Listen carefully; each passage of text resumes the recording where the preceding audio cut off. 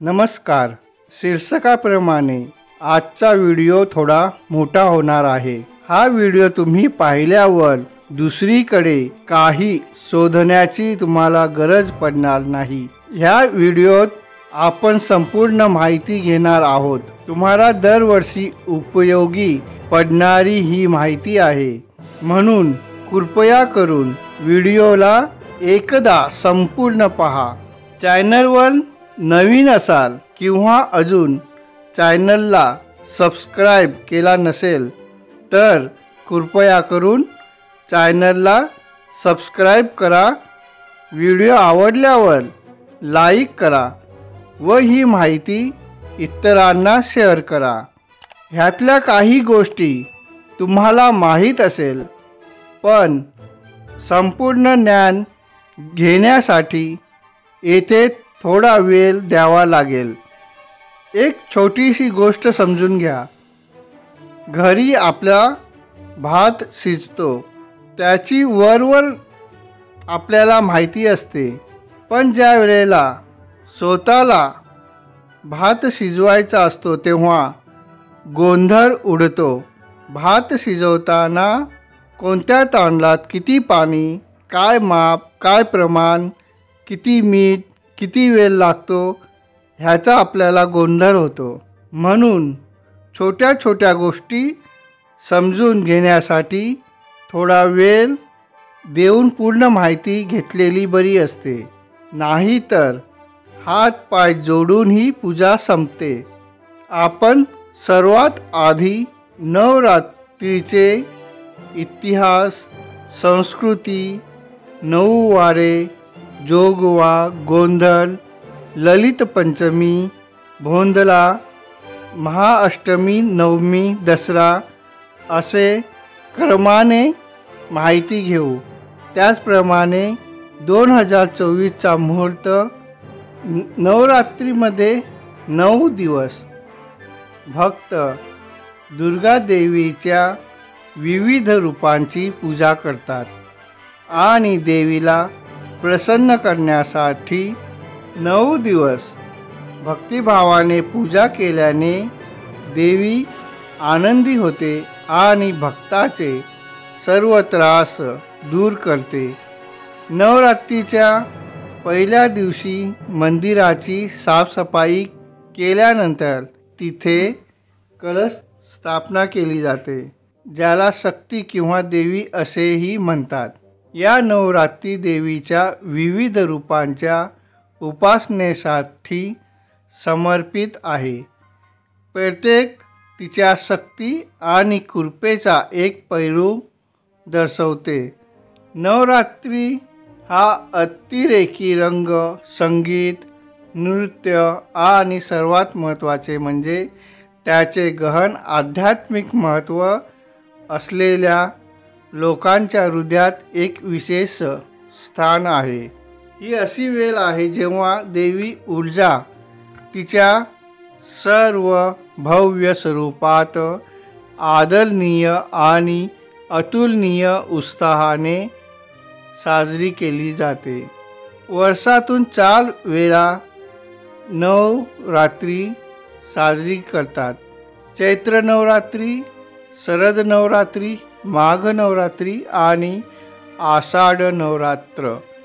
यापैकी सप्टेंबर-ऑक्टोबरमध्ये येणारी शारदीय नवरात्र सर्वाधिक लोकप्रिय आहे. शारदीय नवरात्री धर्मावर, अनितीवर आणि असत्यावर सत्याच्या विजयाचे प्रतीक आहे. धार्मिक मान्यतेनुसार या 9 दिवसामध्ये दुर्गा देवी पृथ्वीवर येते आणि पृथ्वीला तिचे माहेर म्हटले जाते. देवीच्या आगमनाच्या आनंदात हे 9 दिवस. पौराणिक कथा.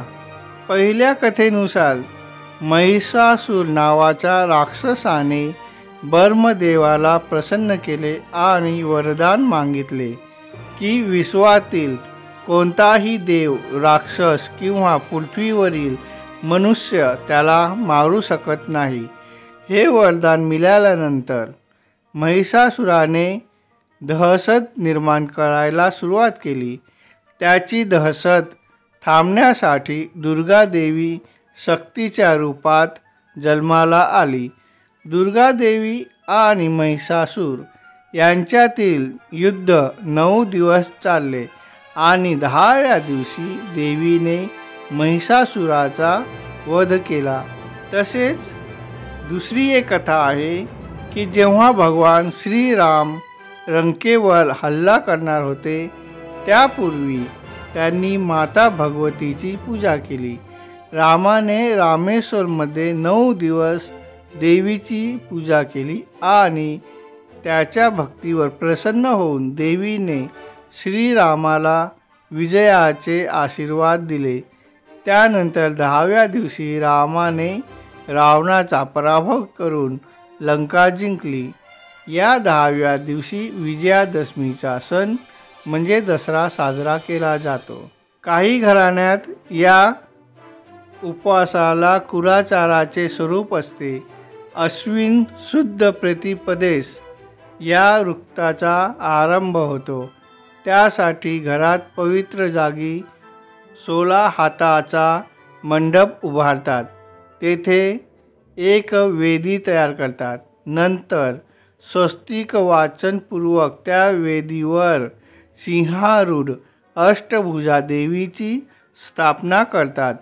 मूर्ती नसल्यास नवाल्य यंत्राची स्थापना करतात. यंत्राशेजारी एक घट स्थापून त्याची व देवीची यथाविधी पूजा करतात. व्रतधारी व्यक्तीने 9 दिवस किंवा निराहार भोजन किंवा एक वेळी जेवून व्रतस्थ राहायचे असते. अश्विन शुद्ध नवमीपर्यंत हे वृत्त चालते. या वृत्तात 9 दिवस सप्तशतीचा पाठ करतात. अखंड दीप लावतात. घटावर रोज एक किंवा चढत्या क्रमाने माला बांधतात. क्वचित होम हवन व बलिदानही करतात. 9 दिवस रोज कुमारीची पूजा करून तिला भोजन घालतात. शेवटी स्थापित घट व देवी कडाकण्या बांधण्याची पद्धती प्रचलित आहे. हा आत्मसाक्षात्कार आणि आध्यात्मिक वाढीच्या दिशेने प्रवास आहे.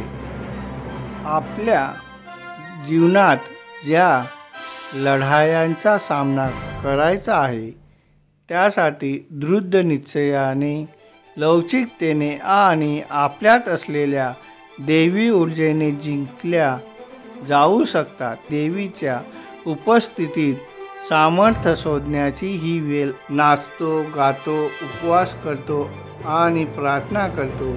त्याचे सखोल आध्यात्मिक महत्त्व लक्षात ठेवायचे. पहिल्या दिवशी आपण शैलपुत्री ओळखल्या जाणाऱ्या पार्वतीच्या अवताराशी संबंधित या रूपातच दुर्गा शिवाची पत्नी म्हणून पूजली जाते. ही देवी उजव्या हातात त्रिशूल आणि डाव्या हातात कमल घेऊन नंदीवर स्वार आहे. शैलपुत्री हा महाकालीचा प्रत्यक्ष अवतार आहे. या दिवशी पिवळा रंग जो कृती आणि उत्साह दर्शवतो. शंकराची पहिली पत्नी सती हिचा पुनर्जन्म पार्वती हेमावती म्हणूनही ओळखली जाते. दुसऱ्या दिवशी ब्रह्मचारिणी म्हणून तिचा ह्या रूपात पार्वती योगिनी बनली होती. हा तिचा अविवाहित अवतार आहे. ब्रह्मचारिणीची पूजा मुक्ती किंवा मोक्ष तसेच शांती आणि समृद्धीसाठी करायची आहे. अनवाणी पायांनी चालणारी आणि हातात जपमाला आणि कमंडल धरणारी ही देवी आनंद आणि शांततेचे प्रतीक आहे. हिरवा हा या दिवसाचा रंग आहे. शांतता दर्शविणारा केशरी रंग कधी कधी वापरला जातो, जेणेकरून सर्वत्र मजबूत ऊर्जा वाहते. तिसरा दिवस चंद्रघंटा. चंद्रघंटेच्या पूजेचे स्मरण करताना शिवाशी लग्न केल्यानंतर पार्वतीने तिच्या कपाळाला अर्धचंद्राने सजवले होते, म्हणून हे नाव आहे. ती सौंदर्याची मूर्ती आहे आणि शौर्याचे प्रतीक आहे. राखाडी हा तिसऱ्या दिवसाचा रंग आहे, जो एक चैतन्यशील रंग आहे. चौथ्या दिवशी कुष्मांडा देवीची पूजा केली जाते. विश्वाची सर्जनशील शक्ती मानली जाणारी कुष्मांडा पृथ्वीवरील वनस्पतींच्या संपत्तीशी संबंधित आहे आणि म्हणूनच दिवसाचा रंग केशरी आहे. तिला 8 हात असून वाघावर बसलेली आहे. 5व्या दिवशी स्कंदमाता म्हणजे कार्तिकीची आई स्कंद माता ही पांढरा रंग वापरते. पांढरा रंग आईच्या बदलत्या शक्तीचे प्रतीक आहे. जेव्हा तिचे मूल धोक्याचा सामना करते, ती एका भयंकर सिंहावर स्वार होते. 4 हात असलेली आणि तिच्या बाळाला धरून उभी असलेली कात्यायनी देवी म्हणून 6व्या दिवशी देवीची पूजा केली जाते. कात्यायन ऋषींच्या पोटी जन्मलेली दुर्गेचा अवतार असणारी रार रंग दर्शवलेले धैर्य दाखवते.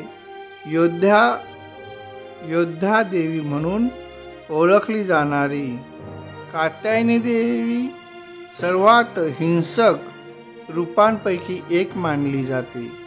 या अवतारात कात्यायनी सिंहावर स्वार असून तिला 4 हात आहे.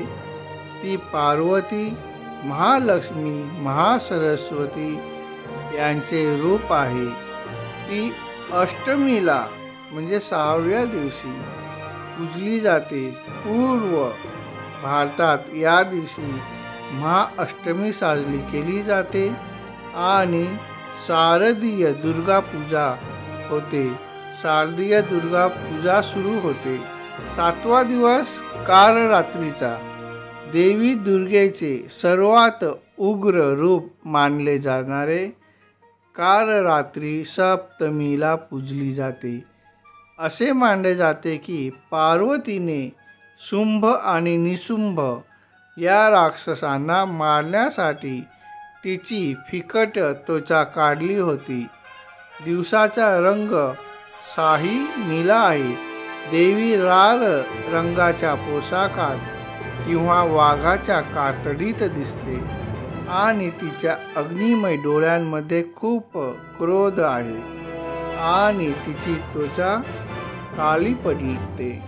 लाल रंग प्रार्थनेचे चित्र करतो आणि भक्तांना आश्वासन देतो की देवी त्यांना हानीपासून वाचवेल. ती सप्तमीला पूजली जाते. 8व्या दिवशी महागौरी हे बुद्धिमत्ता आणि शांतीचे प्रतीक आहे. असे मानले जाते की जेव्हा कालरात्रीने गंगा नदीत स्नान केले तेव्हा तिचा रंग अधिक उबदार झाला. या दिवसाशी संबंधित रंग गुलाबी आहे, जो आशावाद दर्शवितो. ती अष्टमीला पूजली जाते. पुष्पांजली, कुमारी पूजा ह्या दिवशी करतात. हा दिवस चंडीच्या महिषासुरमर्दिनी रूपाचा जन्मदिवस मानला जातो. 9व्या दिवशी सिद्धिदायी म्हणून ओळखल्या जाणाऱ्या उत्सवाच्या शेवटच्या दिवशी लोक सिद्धिदात्रीची प्रार्थना करतात. कमलावर बसलेल्या या देवीकडे सर्व प्रकारच्या सिद्धी आहेत. देवीला 4 हात आहे. महालक्ष्मी म्हणूनही ती ओळखली जाते. या दिवसाचा जांभळा रंग निसर्गाच्या सौंदर्याची प्रशंसा करतो. सिद्धिदात्री ही भगवान शिवाची पत्नी पार्वती आहे.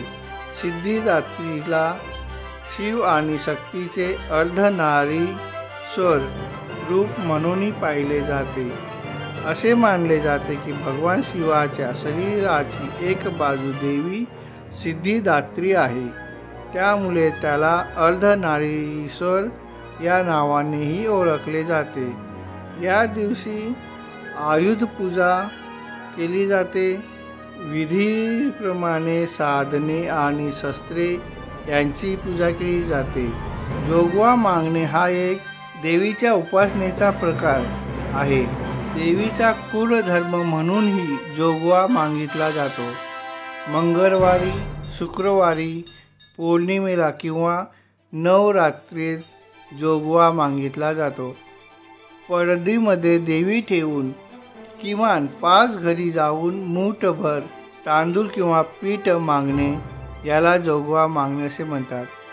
हे उपासक गळ्यात कवड्याची माळ घालतात. अहंकाराचे विसर्जन करावे असा या मागचा हेतू आहे. एकनाथ महाराजांनी या जोगव्यावर एक भारूड रचले आहे. ते असे: शारदीय नवरात्र काळात 9 दिवस देवीचा गोंधळ 9 दिवस देवीचा गोंधळ घालण्याची पद्धत काही समाजात प्रचलित आहे. देवीचे उपासक ज्यांना गोंधळी असे म्हटले जाते ते गोंधळी सबल या वाड्याच्या साथीने देवीची स्तुती असणारी कवने देवी समोर सादर करतात.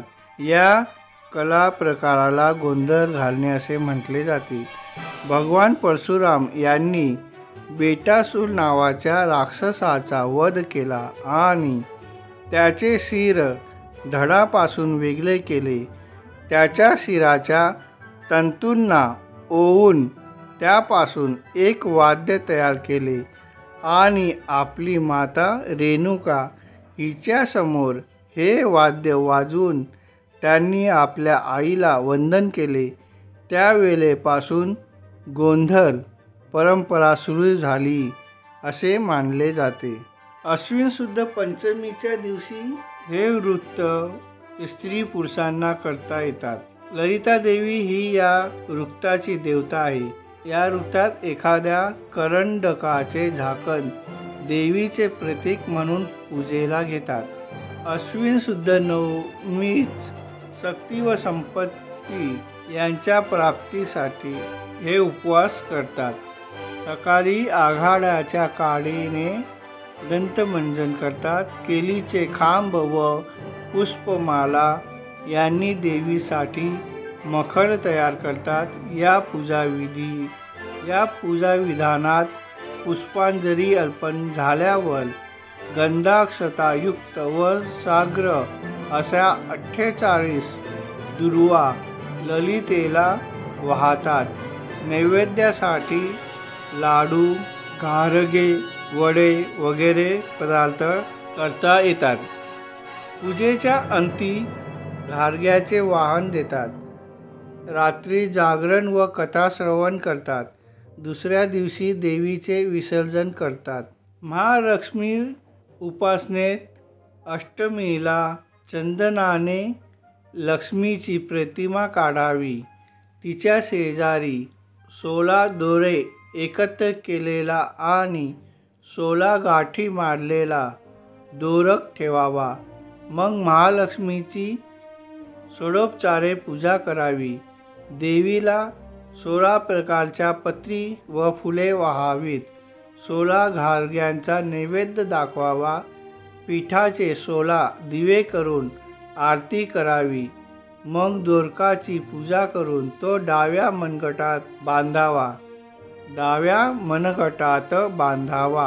मग 16 दुर्वा आणि 16 अक्षदा हातात घेऊन महालक्ष्मीची कथा ऐकावी. अशी ही पूजा विधी आहे. दुपारचे हे पूजा विधान झाल्यावर त्याच दिवशी प्रदोषकाली महालक्ष्मीची दुसरी पूजा करतात. नवरात्रीतील अष्टमीला तांदळाच्या पिठाचा मुखवटा असलेली देवीची उभी मूर्ती करून तिचे पूजन करतात. त्यासाठी तांदळाच्या पिठाची उकड करून तिचा महालक्ष्मीचा मुखवटा करतात. तो काजल कुंकवाने रेखाटतात. हे काम कडक सोल्याने करावे. मग तो मुखवटा सुशोभित एखाद्या भांड्याच्या उतरंडीवर घट्ट बसवावा. कुटुंबातील नववधू विवाहानंतर 5 वर्ष अष्टमीला खडे व दोराकाची पूजा करावी व संध्याकाळी या देवी पुढे ते अर्पण करून ओटी भरावी. अशी ही पूजा अनुभवास येते. उतरंडीवर भरजरीत लुगडे नेसवावे. मग कापडाच्या पिशव्याचे तयार केलेले हात देवीला जोडावे. मंगळागौरीप्रमाणेच या पूजेलाही अनेक सुवासिन्या बोलावतात. त्या सर्व मिळून देवीची पूजा करतात. आरती झाल्यावर रात्री घागरी फुकणे हा विशेष कार्यक्रम करावा. घागरी फुकण्यासाठी देवीसमोर घागरी ठेवावी. घागर उदाच्या धुपाने भरून घ्यावी. ती 5 वेळा फुकावी. त्यामुळे श्वसन मार्ग शुद्ध होतो. कोकणस्थ ब्राह्मण समाजातील महिलांमध्ये घागर फुकणे या प्रकाराला विशेष महत्त्व आहे. उद्यापनाच्या दिवशी कुमारिकांना भोजन घालणे ही ह्या वृत्ताची विधी आहे. शुद्ध दशमी म्हणजे विजयादशमी 3.5 मुहूर्तापैकी एक मुहूर्त आहे. या दिवशी सीमोल्लंघन, समीपूजन, अपराजिता पूजा व शस्त्रपूजा ही 4 कृत्ये करायची असतात. दसरा हा सण विजयाचे प्रतीक म्हणून त्याला विजयादशमी असेही म्हणतात. रामाने 9 दिवस उपवास करून शक्तीची म्हणजे देवीची उपासना केली आणि त्या देवीच्या उपासनेने शक्ती निर्माण झाली म्हणून रामाने रावणाचा वध केला. रामाचा विजय मिळाला म्हणून या सणाचा विजयादशमी असे म्हणतात. या दिवशी भारतात ठिकठिकाणी रावण प्रतिमेचे दहन करण्याची प्रथा आहे. 18व्या शतकात दसरा हा सण पेशव्यांच्या आणि त्यांच्या सरदारांच्या कुटुंबात मोठ्या थाटाने साजरा केला जाई. दसरा सण नवरात्र उत्सवासाठी साड्यांचे रंग ही एक नवी सामाजिक संकल्पना नवरात्र उत्सवाशी अलीकडील काही वर्षात जोडली गेल्याचे दिसून येते. नवरात्रीतील प्रत्येक दिवशी येणाऱ्या वारानुसार भारतीय ज्योतिषांनी प्रत्येक दिवसाचा रंग ठरवलेला आहे. देवीला त्या दिवशी त्या विशिष्ट रंगाची साडी नेसवली जाते. महाराष्ट्रातील अनेक शहरातील स्त्रियाही अशाच प्रकारचे नवरात्री दिवसात त्या ठराविक रंगाच्या साड्या नेसतात. या संकल्पनेची सुरुवात 2004 सालापासून झाली. नवरात्रीतील प्रत्येक दिवशी येणाऱ्या वारानुसार भारतीय महिला साडी परिधान करतात व देवीला त्या दिवशी त्या विशिष्ट रंगाची साडी नेसवली जाते. 2004 साली मुंबईच्या महालक्ष्मी मंदिरात देवीला 9 दिवस नेसवल्या जाणाऱ्या साड्यांचे रंग प्रसिद्ध झाले. साड्यांचे रंग वृत्तपत्रामध्ये प्रसिद्ध झाले. मुंबईतील महिलांनी 9 दिवस त्या रंगाच्या साड्या नेसून त्याला प्रतिसाद दिला आणि त्यानंतर हे दरवर्षी घडत गेले. महाराष्ट्रातील आणि महाराष्ट्राबाहेरील प्रांतातही ही संकल्पना महिलांनी स्वीकारलेली दिसते. उत्सव आणि सणाचे बदलते सामाजिक आयाम या संकल्पनेतून दिसून येतात. ही नवरात्रीच्या दिवसाच्या 9 रंगाची कल्पना वृत्तपत्राने बहुसंख्य सामान्य आणि नोकरदार स्त्रीवर्गात जशी लोकप्रिय केली तशी ही कल्पना 19व्या शतकात अगदी पेशवाईच्या काळातही अस्तित्वात होती. 1818 सालचे पंचांग पहावे. उगवत्या सूर्याचा रंग केशरी म्हणून रविवारचा रंग केसरी, चंद्र पांढरा म्हणून सोमवार रंग पांढरा, मंगल लाल म्हणून मंगळवारचा रंग लाल. या पद्धतीने नवरात्रीच्या पहिल्या आठवड्यातल्या दिवसाचे रंग बुधवारचा निळा, गुरुवारचा पिवळा, शुक्रवारचा हिरवा आणि शनिवारचा करडा असतो. आठवडा संपल्यानंतर नवरात्रातले शेवटचे 2 दिवस उरतात. त्यासाठी मोरपिसी, हिरवा, जांभळा, आकाशी आणि गुलाबी हे रंग राखून ठेवले आहेत. नवरात्रीत भोंदळा हा खेळ पश्चिम महाराष्ट्र व कोकणात प्रचलित असलेला स्त्रियांचा सामुदायिक खेळाचा प्रकार आहे. नवरात्रीचे 9 दिवस आणि दसऱ्याच्या दिवशी भोंदळा खेळला जातो.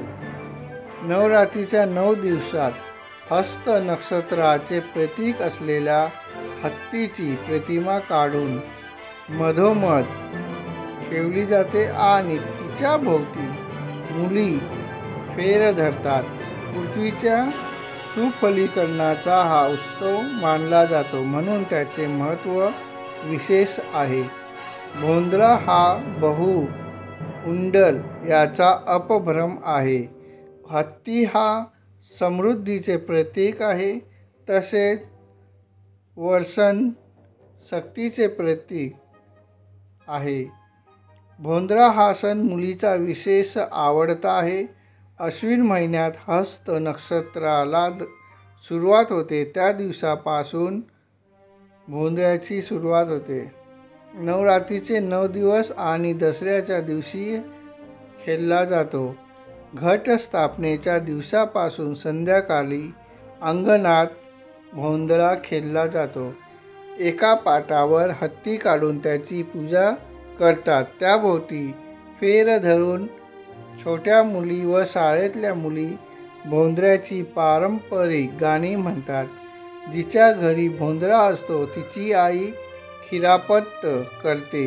रोज बहुधा वेगळे घर आणि त्यामुळे वेगळी खिरापत असते. भोंदळा गीत. नवरात्रीची पूजा संपल्यानंतर कलशातील पाणी आणि तांदूळ वाहत्या पाण्यात किंवा नदीत टाकावे. आपण पाण्याचा अपव्यय करू नये, तर त्याचा वापर चांगल्यासाठी करावे. देवता बसवणे. घटस्थापना. सर्वप्रथम स्वच्छ जागी रांगोळी काढून घ्यावी व त्यावर चौरंग किंवा पाट ठेवावा. घटस्थापना करण्यासाठी माती, पितळेचा तांब्या, पूजेसाठी जव, तीळ, सप्तमुत्रिका, सर्वौषधी, मध, लाल वस्त्र, कुंकू, नारळ, दीप, सुपारी, गंगाजल, आंब्याचे ढाळे, नाणी, विड्याचे पान. घटस्थापनेचा मंत्र. घटस्थापनेसाठी पूजास्थळी बसल्यानंतर प्रथम स्वतःला आणि संपूर्ण पूजा साहित्य मंत्राने पवित्र करून घ्यावे. ओम अपवित्रः पवित्रो वा सर्वावस्थागतो पित्पिवा यः स्मरेन्तु पुंडलिकाक्ष स ब्राह्म भयंतरः शुचिः असा मंत्र म्हणावा. हा मंत्र म्हणून दर्भाने कलशातील पाण्याने आधी स्वतःवर आणि नंतर पूजा साहित्यावर प्रोक्षण करावे. उजव्या हातात अक्षत, फूल, जल, विडा, नाणी आणि सुपारी घेऊन नवरात्र दुर्गा पूजनेचा संकल्प करावा. ओम विष्णू विष्णू विष्णुः ओम अज्ञ ब्रह्मणो द्वितीय पराध्ये श्री चैतन्य वराहकल्पे वैवस्वत मंत्र वैवस्तव मंत्रते अष्टविंशति तिमये कलियुगे कलिप्रथम चरणे जम्बूद्वीपे भरतखंडे भारतवर्षे पुण्य. आपल्या क्षेत्राचे वा भागाचे नाव घ्यावे. क्षेत्रे बौद्धवतारे वीर विकल्पादित्य नृपत्य विक्रम संवत. तमे अब्दे नाम तमे अब्दे नाम स्वरस्तरे सूर्य उत्तर नारायण शरद ऋतू तो महामंगला प्रदे. मासांना मासवत तस्मने अश्विनी मासे शुक्ल पक्षे प्रतिपदया तिथो शनिवासरे गोत्राचे नाव घ्यावे. गोत्रोपतीन्योहम अमुक नामा स्वतःचे नाव घ्यावे. संकल्प पापक्षपूर्वक सर्वारिष्ट शांती निमित्त सर्व मंगल कामनया श्रुती स्मृत्यो फल प्राप्त्यर्थे मनस्थित कार्य सिद्ध्यर्थे श्री दुर्गा पूजन च मह करिष्यामि. तप्तपूर्वक गम्येन निर्विघ्नात् पूर्वक कार्य सिद्ध्यर्थ यथा मिलितोपचारे गणपति पूजन करिष्ये. यथोपलब्ध पूजना सामग्रीभिः कार्य सिद्ध्यर्थ कलशाधिष्ठतः देवता सहित शारदीय नवरात्र श्री दुर्गा पूजन मह करिष्ये. दुर्गा देवीचे मूर्ती किंवा फोटो स्थापन करावी. यानंतर मातीवर कलश ठेवावा. अक्षता, फूल आणि गंगाजल घेऊन वरुण देवताचे आवाहन करावे. कलशाखाली असलेल्या मातीत सप्तधान्य म्हणजे जव, तीळ, तांदूळ, मूग, चणे, गहू, बाजरी आणि सप्तमृत्तिका मिसळावे. आंब्याची पाने कलशात ठेवावीत. कलशावर एका पात्रात धान्य भरून त्यावर एक दीप प्रज्वलित करावा. यानंतर कलशावर लाल रंगाचे वस्त्र गुंडाळून नारळ ठेवावा. कलशाखाली असलेल्या मातीत जव पसरावे. यानंतर देवीचे ध्यान करावे. खंडक चक्र गदेक्षुचाय परीक्षा शूल भिक्षुंडी शिरः शख संदधती कैरिश्री नयना सर्वांग भूषावृतां नीलश्यम मोदी मास्य पाददर्शकाः सेवे महाकालिकाम यामस्थित स्वपिते हरो कमलजो हंतु मधुकैटंभम असा मंत्र म्हणावा. यानंतर गणपती आणि घरातील देवतांची पूजा करावी. महादेव, शिवशंकर आणि ब्रह्मदेवाचे स्मरण करावे. त्यानंतर भगवती देवीची पूजा करून दुर्गा सप्तशती पठण करावी. दुर्गा सप्तशती 3 भागात विभागले असून पठण करताना एका चरित्राचे करावे.